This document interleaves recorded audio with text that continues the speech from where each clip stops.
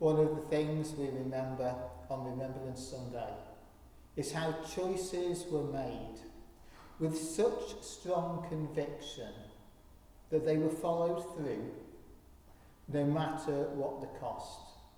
Choices like, we're not going to be ruled by those people. We have better values which we're going to stick to. We're not going to let that island be taken. Or we're not going to allow countries to be overrun.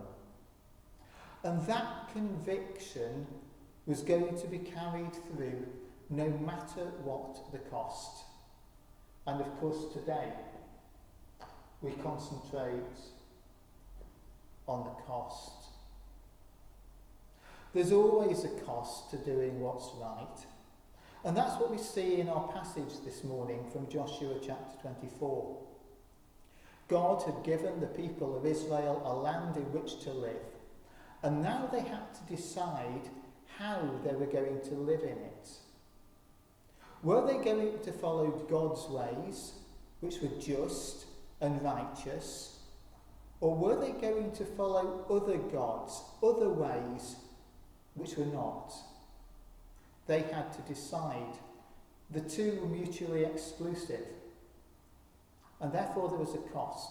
The price of following one was that they couldn't have the other.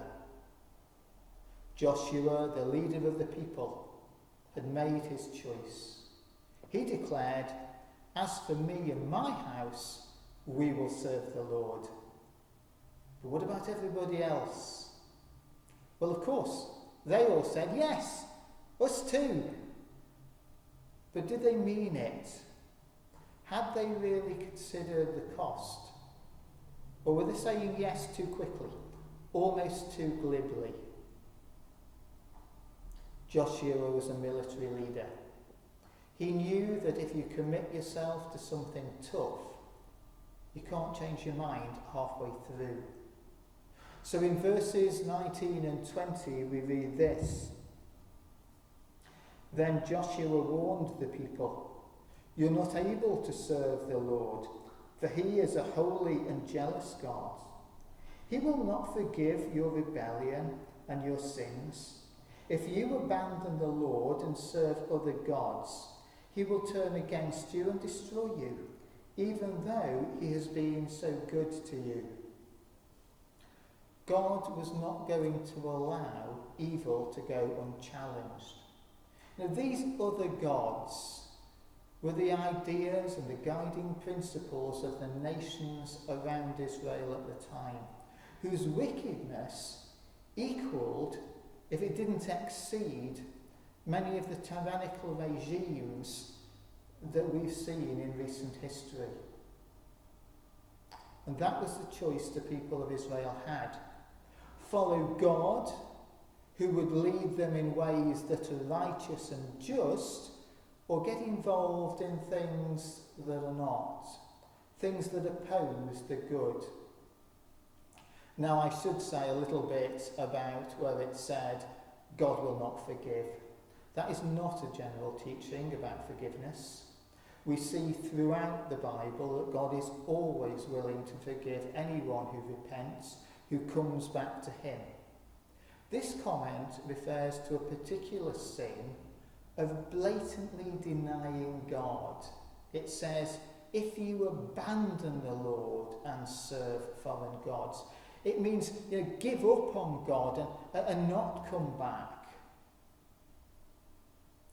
And that was a choice that these people had. It's a choice the people faced.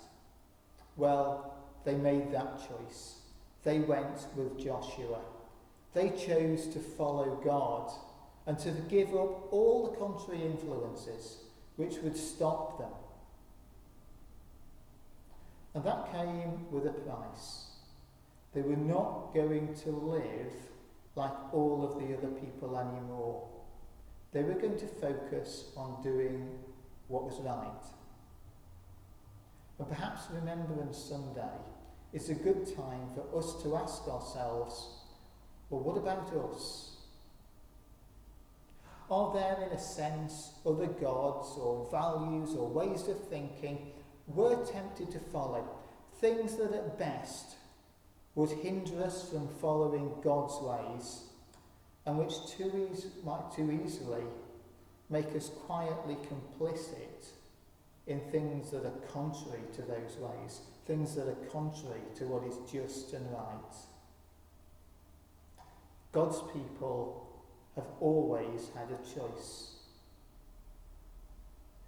We should never underestimate the cost.